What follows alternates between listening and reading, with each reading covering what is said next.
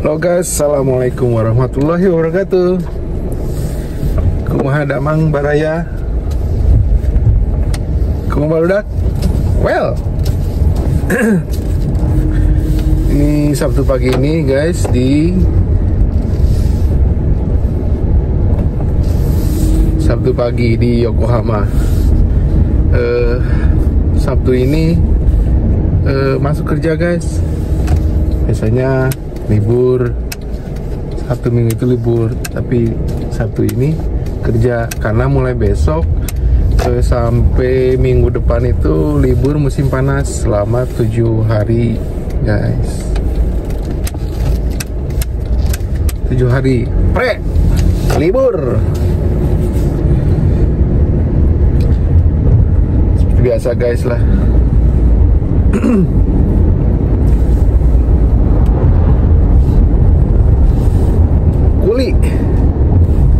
Kuli dulu guys.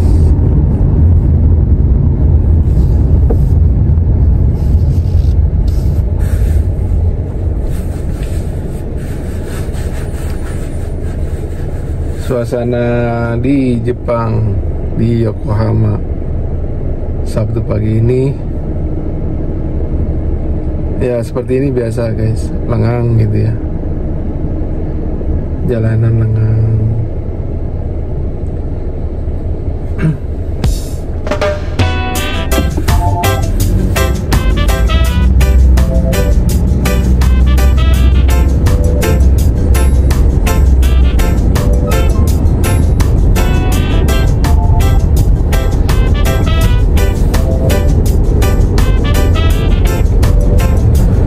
Lagi rame ya di Indonesia, katanya berita tentang Jepang gitu guys ya, katanya Jepang mau ngeblacklist para pekerja atau WNI ke Jepang gitu ya. Itu kayaknya dengan sesuatu hal yang kurang berdasarkan fakta ya, berdasarkan data gitu ya. Jadi fakta di Jepang itu nggak ada statement seperti itu guys ya. Jadi walaupun dari pemerintahan Jepangnya juga sendiri itu nggak ada statement seperti itu, karena itu kan antara B2B ya, business to business, antara Jepang sama Indonesia. Jadi kesepakatannya itu harus berdasarkan antara pemerintah dan pemerintah, nggak bisa sepihak. Oh saya langsung nge-blacklist Indonesia gitu kan, nggak bisa.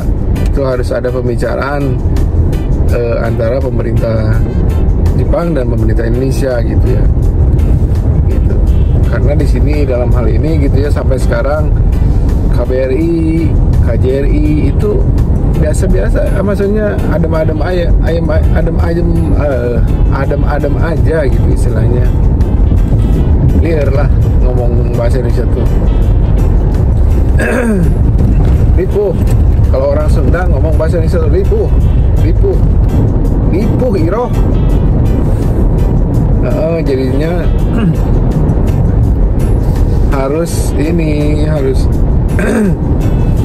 harus ada pemberitahuan dulu ke pemerintahan Indonesia, barulah bisa mengambil keputusan. Tapi selama ini KBRI juga adem-adem aja gitu, nggak ada sesuatu hal yang yang besar gitu, enggak gitu. Karena kan ini menyangkut hal besar gitu kalau sampai di blacklist gitu Indonesia. Itu karena hal apa sih juga? Disebabkan apa? Karena mungkin ini ya kemarin rame-rame itu yang ya mungkin sedikit memalukan ya para pesilat gitu ya. Tapi ya maksudnya mereka menggunakan tempat umum untuk latihan gitu ya, latihan bersama gitu. Ya sih sarannya sebenarnya sih ya, biar nggak memalukan gitu, atau biar nggak bikin malu orang lain gitu, orang Indonesia yang lain gitu, nggak merasa malu gitu. Lebih baik gitu para pesilat ini kan banyak nih di Jepang. Misalkan ada 100 orang gitu. Nah 100 orang itu kan bisa dong sebulan sekali iuran gitu, atau sehari iuran ya 100 atau 200 yen gitu ya kan. Kalau dikumpulkan 3.000 sampai 6.000 yen gitu per bulan per orang gitu, kali 6.000 nih kali berapa orang, kali 100 orang 600.000 yen. 600.000 yen berarti kalau dirupiahkan 60 juta rupiah lah ya. Itu kan cocok gitu, pas lah buat ini, buat sewa tempat dojo gitu ya, untuk apa, untuk latihan bersama gitu kan. Nggak setiap ini juga gitu ya, barang 3 bulan sekali lah seperti itu, melakukan hal seperti itu kan bisa gitu, tanpa harus di tempat umum gitu. Mungkin itu ya yang bikin ngerasa malu gitu sama orang Indonesia yang lain, kok gini gitu istilahnya ya, maksudnya agak norak lah gitu ya, mungkin ya anggapan mereka. Kalau saya sih ya gimana ya, kalau masa latihannya di tempat di taman gitu ya masih mending lah. Tapi kalau sampai di depan stasiun, di jalanan umum itu bukan memalukan sih, mengganggu saja lah istilahnya. Kita kan numpang di sini, numpang hidup di sini di Jepang ya. Tapi di samping mereka punya perilaku seperti itu, kita juga jangan ngebully gitu ya istilahnya. Jangan, apalagi membuat berita-berita hoax gitu ya istilahnya, karena gara-gara pesilat gitu ya, gara-gara pesilat terus WNI di tahun depan itu akan di blacklist gitu, akan di blok sama Jepang. Itu nggak ada hal seperti itu. Nggak ada, insya Allah nggak ada. Malahan tahun ini aja yang berangkat atau datang, ada permintaan dari Jepang terhadap pekerja Indonesia itu banyak sekali gitu, banyak sekali mengalami peningkatan gitu, karena memang orang Indonesia memang kinerjanya bagus ya, apalagi kalau udah bisa bahasa ya, minimal 60% lah gitu bisa bahasa Jepang, itu sebenarnya enak gitu. Nah mungkin yang kekurangan bahasanya ini yang jadi kendala gitu, biarpun ya, tapi kalau kita kerjanya yaruki aru gitu Mas ya, punya motivasi gitu, jadi semangat terus gitu kerjanya. Walaupun dalam hal ini sekarang ya, Jepang itu lagi musim panas, lagi overheat sampai 40 derajat gitu ya, tapi memang panas sih, panas banget gitu. Tapi kalau ada motivasi, semangat ya, mungkinlah ada bisa nahan gitu rasa panasnya itu gitu. Jadi ya sebenarnya orang Indonesia, tenaga kerja Indonesia dibandingkan tenaga kerja Vietnam atau Kamboja atau yang lainnya, Cina dan lainnya, itu lebih baik sih sebenarnya dari dulu. Dari dulu di tempat saya kerja itu orang Indonesia tuh mendominasi gitu dibandingkan yang lain gitu. Kalau yang orang lain mah dari negara lain mah, dari Vietnam itu bahkan nggak ada gitu. Dari Cina cuma 1 atau 2 orang gitu.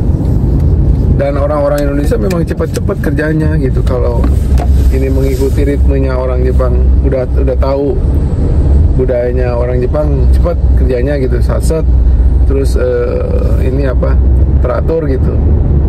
Orang Indonesia lebih bisa daripada orang Jepang, malahan seperti itu. Tapi nggak tahu kenapa ya, apa tujuannya gitu. Kalau misalkan ada orang Indonesia yang tinggal di Jepang menyebarkan berita bahwa kalau tahun depan akan di blacklist, akan di blok, akan di, ya seperti itulah.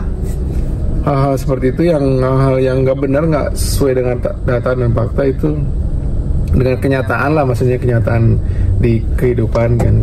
Kita itu kan hidup di Jepang gitu, segala sesuatunya harus nyata.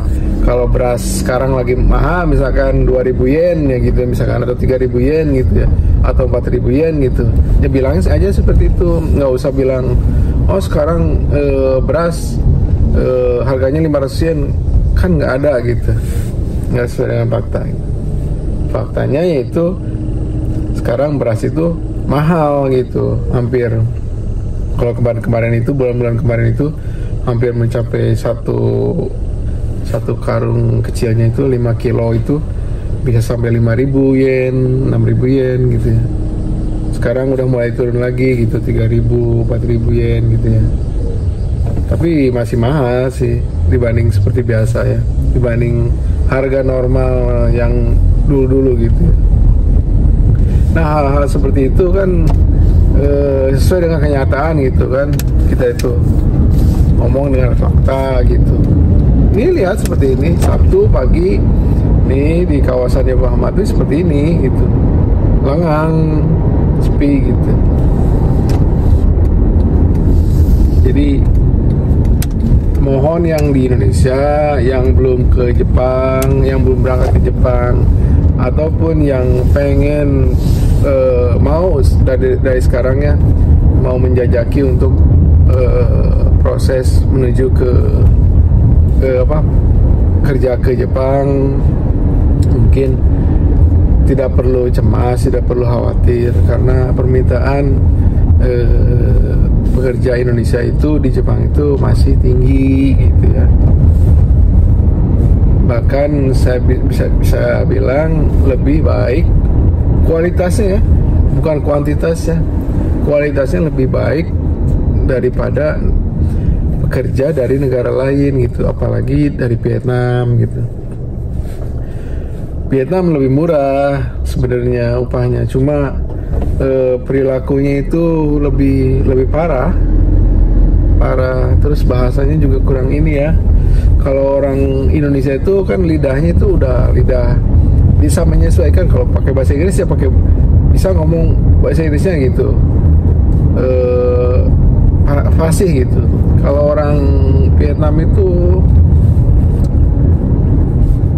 lucu gimana ya, maksudnya kadang bikin bingung gitu ngomongnya juga begitu. Dari bahasa aja masih bagusan orang-orang Indonesia gitu, asal jangan bawa logat daerah ya. Kalau misalkan orang Sunda gitu, orang Sunda seperti saya, orang Cianjur, terus ngomong bahasa Jepang pakai logat Sunda, nggak seperti itu gitu. Kalau orang Jawa misalkan pakai bahasa Jepang terus pakai logat Jawa gitu, ya nggak juga seperti itu gitu maksudnya. Tapi ya untuk pertama kali sih nggak jadi masalah gitu kan, untuk tahun, 2 tahun, 3 tahun pertama itu. Tapi kalau udah kesana mah ya biasakan untuk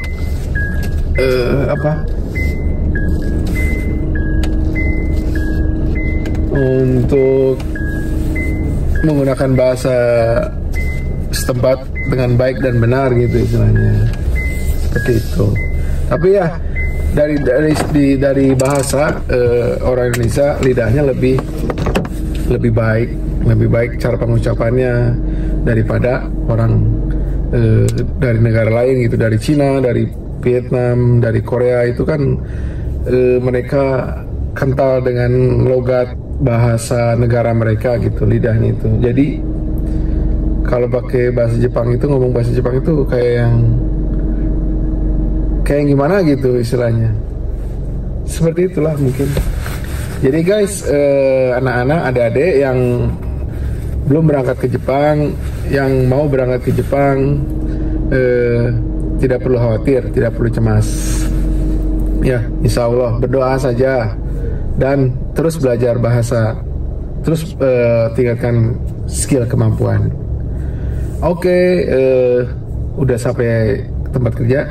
Saya mau kerja dulu. Bye-bye. Assalamualaikum.